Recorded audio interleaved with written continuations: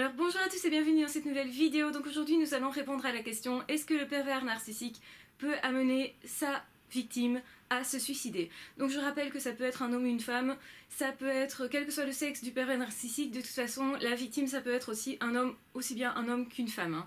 Donc voilà, cette précision faite, effectivement je vais répondre à la question: est-ce que la victime peut être amenée à se suicider du fait du pervers narcissique?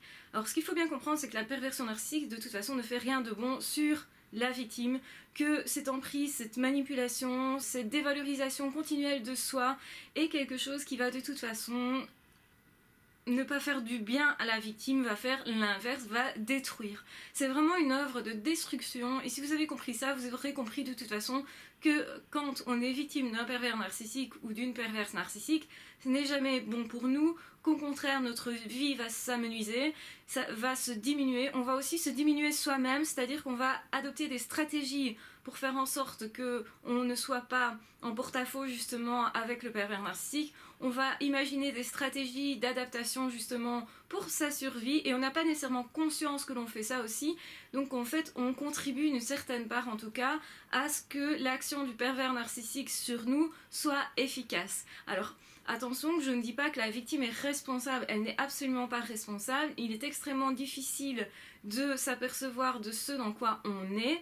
Il faut surtout ne pas oublier que le pervers narcissique ou la perverse narcissique brouille les pistes, vont vraiment faire un lavage de cerveau à la victime, et donc c'est vraiment quelque chose duquel il est extrêmement difficile de se défendre. Pourquoi c'est extrêmement difficile? Parce que la violence, elle n'est pas frontale, si vous voulez. Elle est toujours faite de manière détournée par d'autres personnes, donc on ne sait pas trop bien si c'était vraiment un acte de violence ou pas. Du coup on ne sait pas trop bien si on doit se défendre ou pas. Donc du coup on a tendance plutôt à s'adapter, à trouver des stratégies pour essayer que ça fonctionne mieux, parce qu'on pense que souvent c'est de notre faute si ça ne fonctionne pas. Donc ce qui va faire que la victime va beaucoup se culpabiliser. Qui dit culpabilisation va dire aussi que l'on va aller vers une dépression, en tout cas une humeur progressivement dépressive. Alors ce qu'il faut bien comprendre, c'est que généralement c'est assez progressif, mais ça peut être aussi très très rapide, parce que les pervers narcissiques, ils sont plus ou moins, comment dire, doués dans leur manipulation, et donc vous avez des personnes qui vont être plus dangereuses que d'autres en fonction aussi de la nature de la victime. Donc vous avez des victimes qui sont plus fragiles que d'autres. Ça dépend en fait de votre blessure narcissique, ça dépend aussi de votre histoire personnelle, ça dépend d'où vous en êtes dans cette histoire, dans cette construction de vous-même. Combien de fois est-ce que vous avez rencontré déjà éventuellement une personne qui vous a manipulé? Donc vous pouvez tout à fait prendre conscience que cette personne n'est pas bonne pour vous, sans nécessairement savoir l'expliquer et sans non plus savoir s'en défendre, parce que vous n'arrivez justement pas à mettre des mots. Vous aurez tendance à ne pas croire vos impressions, même si elles sont là, et des alertes, vous en aurez. Vous avez une voix intérieure qui va vous dire: attention, ce n'est pas bon pour toi, n'y va pas. Mais le pervers narcissique ou la perverse narcissique va s'installer très très rapidement dans vos vies, de manière à ne pas vous laisser l'occasion de vous défendre, ni d'analyser les choses. Donc ce ne sont pas des personnes qui vont vous dire: prends ton temps, si tu ne veux pas venir dans ma vie, ce n'est pas grave, je te laisse du temps, je comprends que tu as des blessures, des choses comme ça. Ça, les pervers narcissiques n'ont jamais ce discours-là, parce qu'en fait, le but n'est pas de vous laisser du temps justement pour vous ouvrir, etc., mais plutôt de vous forcer à vous ouvrir, de vous forcer à le faire entrer dans votre intimité en fait. Donc du coup, les pervers narcissiques sont très très rapides au niveau de l'envahissement. Donc très rapidement aussi, ils vont envahir votre esprit, votre estime de vous-même, vont vous dégrader.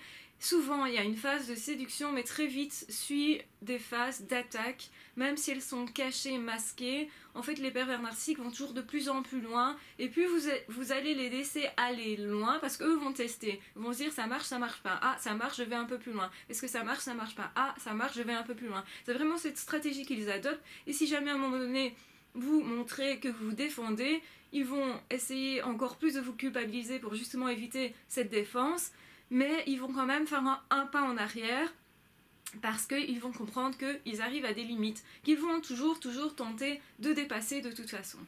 Et donc vous êtes dans une situation où non seulement vous vous sentez envahi, vous vous sentez possédé, parce que c'est vraiment ça, vous vous sentez surtout dépossédé de vous-même, de vos qualités humaines. Finalement vous ne vous reconnaissez plus, vous ne savez pas trop bien ce qui est en œuvre, et au final vous allez vous perdre vous-même. Qui dit évidemment se perdre soi-même, dit aussi glisser vers une dépression, vers une dépersonnalisation de soi, vers aussi une perte de nos valeurs, parce que le pervers narcissique va justement jouer avec sa valeur du fait que justement on ne puisse pas se raccrocher à ces valeurs-là.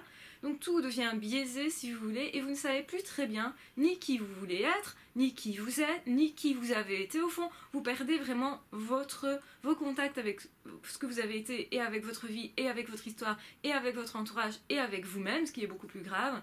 Et évidemment, vous êtes la personne la plus importante de votre vie. Alors ça peut ne pas paraître évident comme ça, mais si vous êtes toujours en contact avec vous-même, le pervers narcissique ou la perverse narcissique ne pourra pas totalement vous détruire. Parce que effectivement, pour se sentir tout puissant, pour jouir de cette situation-là, le pervers ou la perverse narcissique essaye de vous détruire. Et plus il y a du combat, et plus ça l'intéresse, parce que plus il peut se nourrir.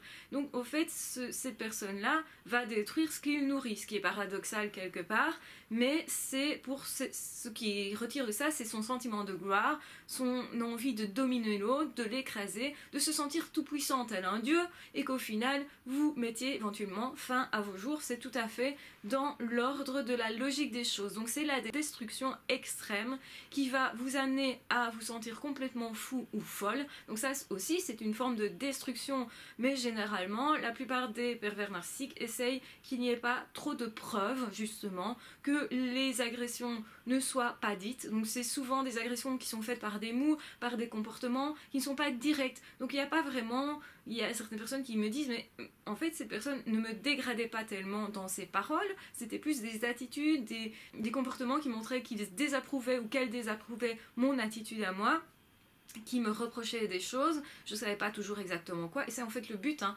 En fait vous n'avez rien à vous reprocher, mais on vous fait croire que effectivement vous avez commis une faute irréparable, et vous courez derrière quelque chose que vous essayez, que vous tentez de réparer. Donc une bonne façon aussi de voir qu'une personne n'est pas pervers narcissique, c'est quelqu'un qui vous pardonnera, c'est quelqu'un qui va comprendre votre attitude et vous dire, je comprends pourquoi tu m'as fait ça, je suis peut-être pas d'accord avec ce que tu as fait, mais au moins je sais pourquoi tu l'as fait, et au fond je continue avec toi quand même, ou je recommence avec toi quand même, parce que je pense que tu n'es pas une mauvaise personne. Ça c'est une façon aussi de les détecter. Les pervers narcissiques restent vexés, et continuellement vont vous faire le reproche continuel de ce que vous avez osé, quand vous avez osé vous défendre, de ce que vous avez osé faire en fait.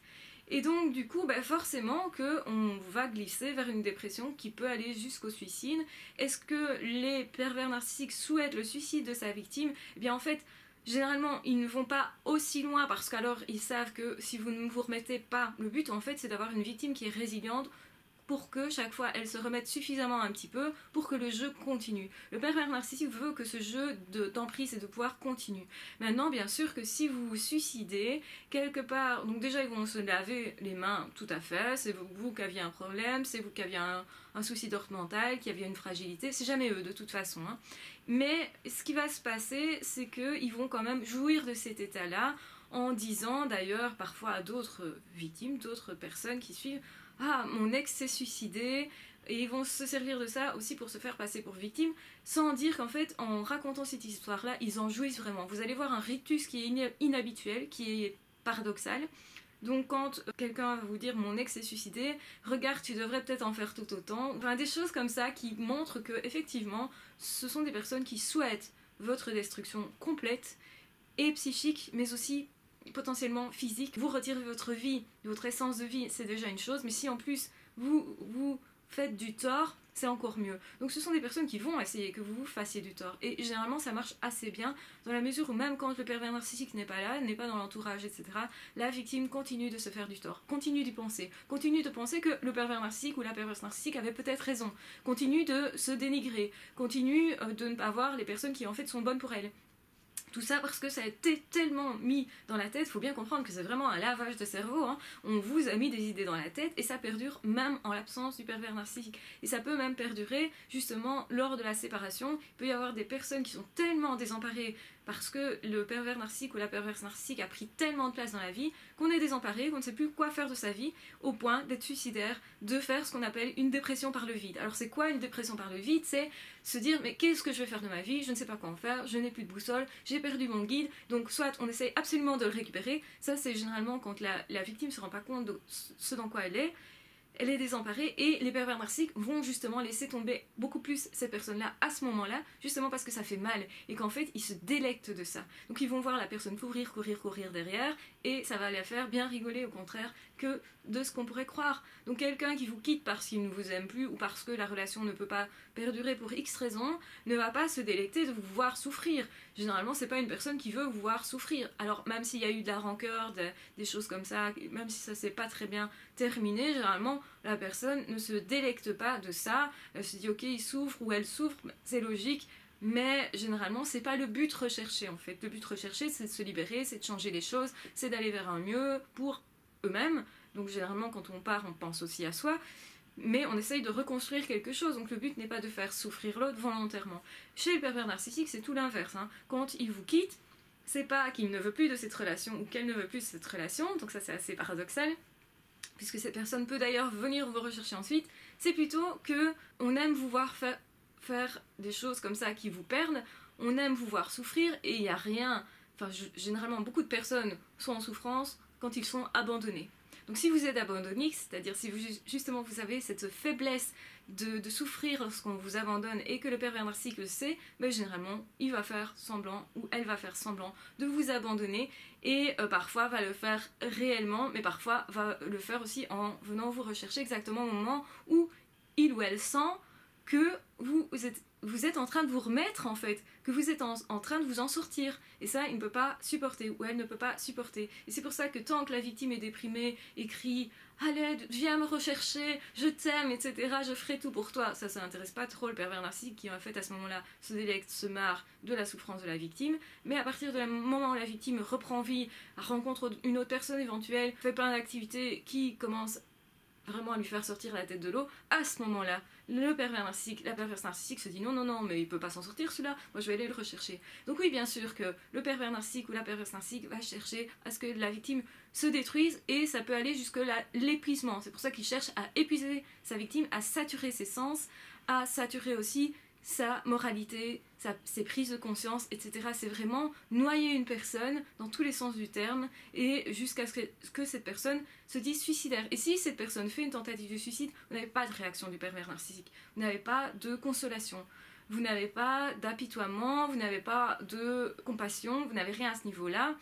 Au contraire, c'est plutôt « oh, tu as fait une tentative de suicide » et puis on passe à autre chose. « oh, fais pas ton intéressant avec ça » ou enfin... Bon, c'est vraiment comme si ça n'avait pas existé. Le pervers narcissique fait comme si ça n'avait pas existé pour justement, éventuellement, que vous refassiez cette tentative. Donc n'oublions pas qu'une tentative de suicide, c'est aussi un appel à l'aide pour faire réagir l'autre éventuellement, pour essayer de résoudre encore la situation. C'est encore une stratégie, on va dire, et ça peut aussi être réussi. Hein. N'oublions pas qu'à un moment donné, la victime peut réussir parce qu'elle n'en peut plus, parce que justement les forces sont épuisées, parce que justement on est tellement noyé dans toute une série d'idées qui ne sont pas les siennes, on ne sait plus où on va, on ne sait plus quoi, et au final, la seule solution qu'on trouve, c'est qu'au final, on veut mettre fin à sa souffrance, et donc du coup, on se suicide. C'est ça le suicide, généralement, c'est ça qu'il signifie. Et bien sûr que les pervers narcissiques vont s'en laver les mains, très vite se remettre avec quelqu'un d'autre, sans aucun état d'âme. Aussi choquant que ça soit, bien sûr que le pervers narcissique n'a aucun état d'âme. Le seul moment où on va éventuellement jouer du fait que son partenaire s'est suicidé, c'est pour se faire passer pour victime.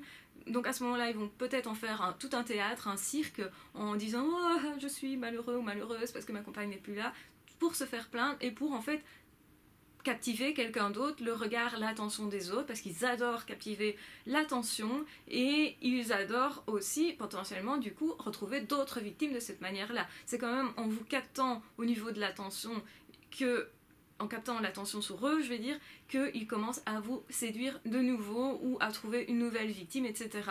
Donc attention, effectivement, ce sont des personnes très dangereuses au niveau des relations et ce n'est pas du tout rare qu'une personne malheureusement se suicide du fait d'être en lien avec un ou plusieurs pervers narcissiques, du fait de ne plus avoir du tout confiance en soi, de plus du tout d'avoir d'estime ni d'amour pour soi, et c'est ça qui fait qu'on se suicide, c'est quand on ne trouve plus d'autres solutions.